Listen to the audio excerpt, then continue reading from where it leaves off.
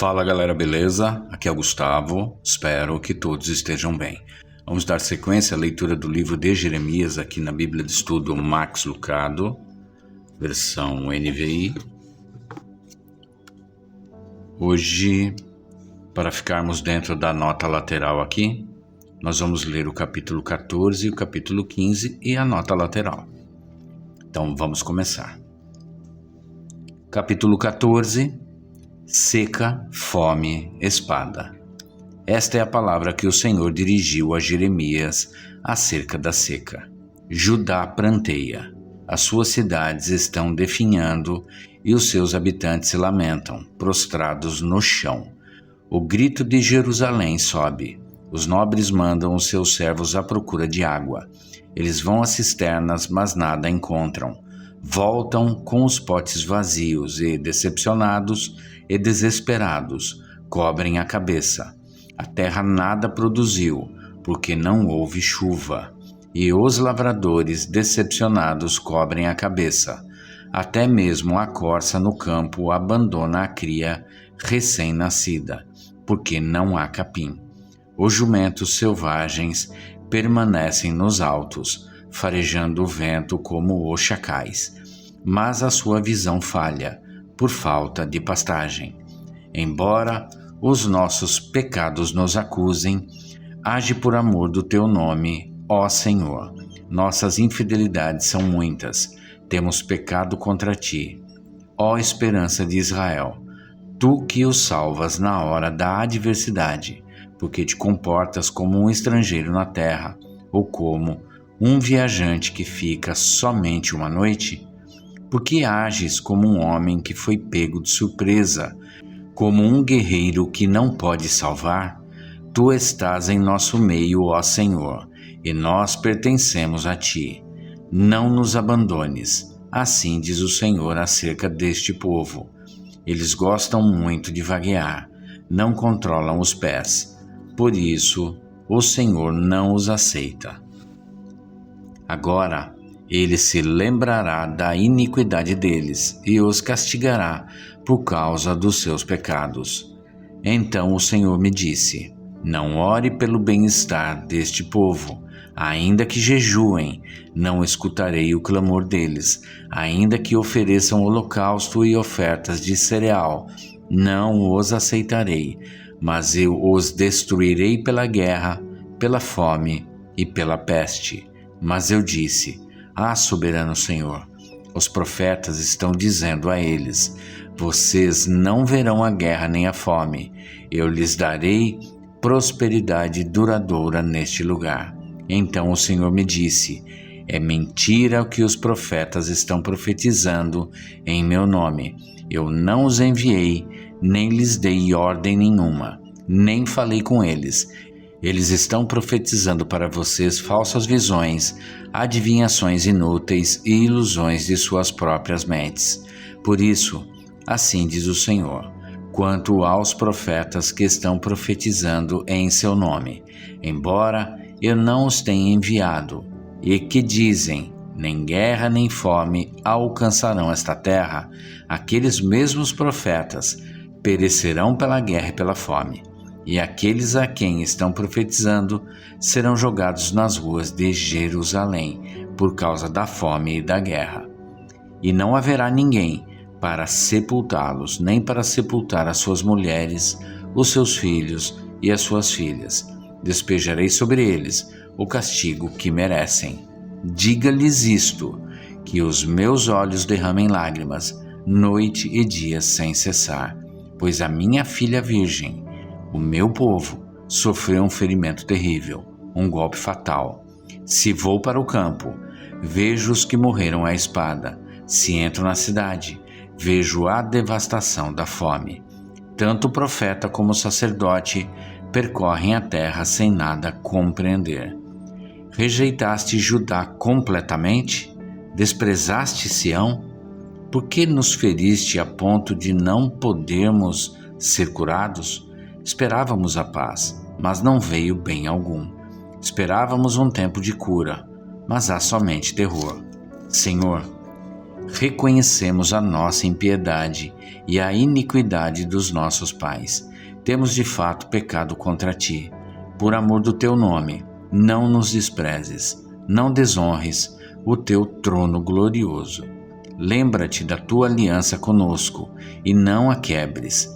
Entre os ídolos inúteis das nações, existe algum que possa trazer chuva? Podem os céus por si mesmo produzir chuvas copiosas? Somente tu o podes, Senhor, nosso Deus. Portanto, a nossa esperança está em ti, pois tu fazes todas essas coisas. Capítulo 15. Então o Senhor me disse: ainda que Moisés e Samuel estivessem diante de mim, intercedendo por este povo, eu não lhes mostraria favor.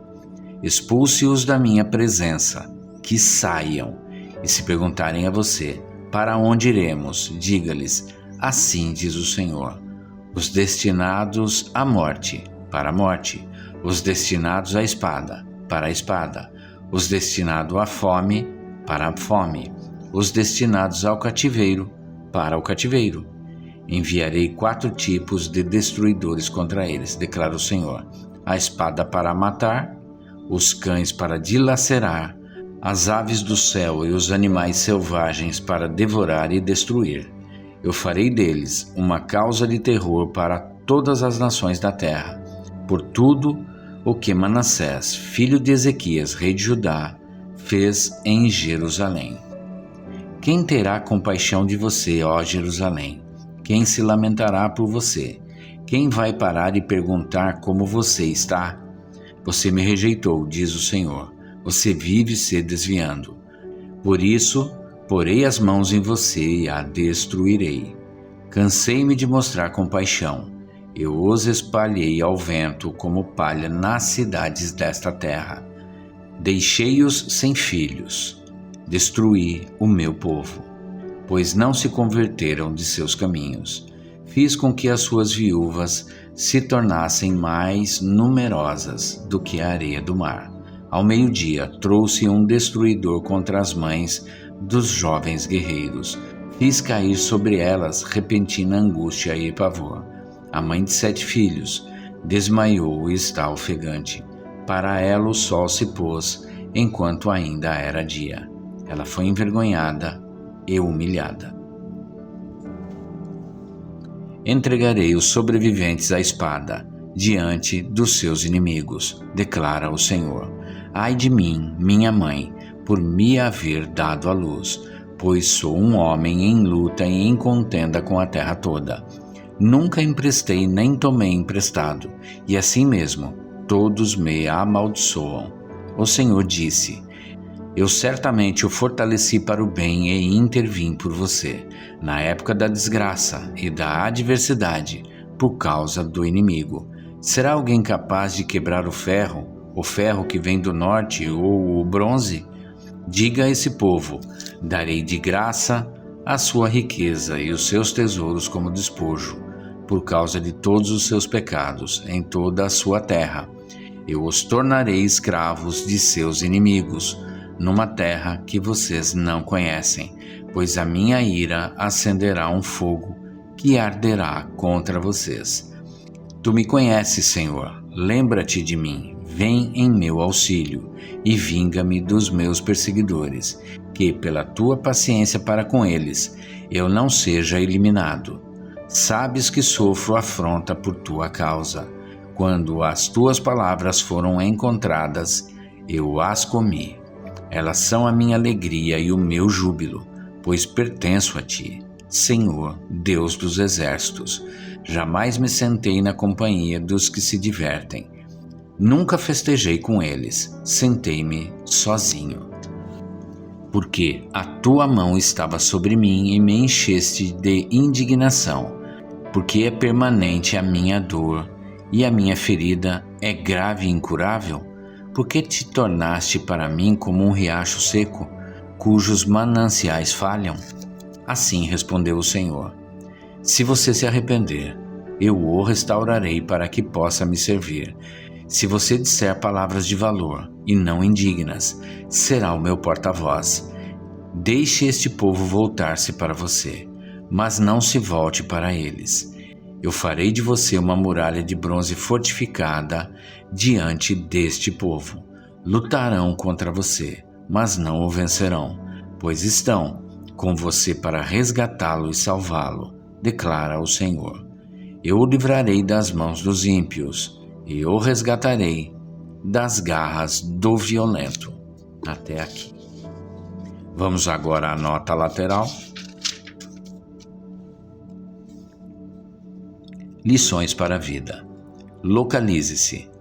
Os israelitas suplicaram a Deus que os poupasse, e Jeremias lamentou seu nascimento e sua situação. Deus disse a Jeremias que o protegeria e o sustentaria.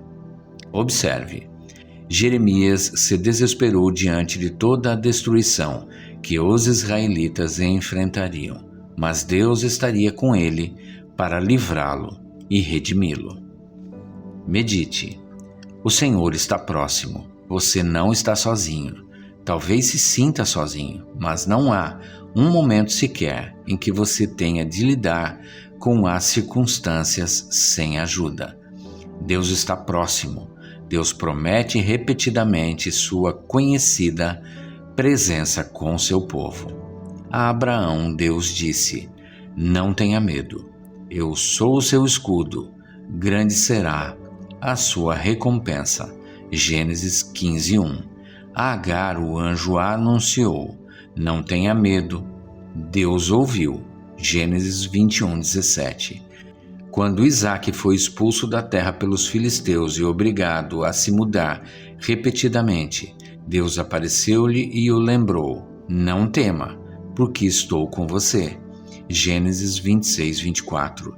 Depois da morte de Moisés, Deus disse a Josué: não se apavore, nem se desanime, pois o Senhor, o seu Deus, estará com você por onde você andar. Josué 1:9. Deus esteve com Davi, apesar de seu adultério. Esteve com Jacó, apesar de suas intrigas. Esteve com Elias, apesar de sua falta de fé. E em uma declaração suprema de comunhão, Deus se chamou Emanuel, que significa Deus conosco. Tornou-se carne, tornou-se pecado, derrotou a sepultura. Ele ainda está conosco. Por meio de seu Espírito, ele nos consola, ensina e convence do pecado. Não imagine que Deus esteja olhando de longe. Evite a areia movediça da ideia de que Deus abandonou você. Não se renda a essa mentira. Se o fizer, o problema será ampliado pela sensação de solidão. Uma coisa é enfrentar um desafio. Outra bem diferente é imaginar que você o está enfrentando sozinho. O isolamento cria uma espiral descendente de inquietação. Escolha ser alguém que se apega firmemente à presença de Deus. Aplique. Da próxima vez que tiver a sensação de que está enfrentando suas provações sozinho, lembre-se de que Deus está com você. Separe um tempo para desfrutar a presença dele antes de prosseguir com o seu dia. Amém. E é isso, gente. Terminamos a leitura agora do capítulo 15 e amanhã a gente retorna para a sequência desta leitura. Espero que todos tenham um excelente dia e que Deus abençoe a vida de cada um de vocês.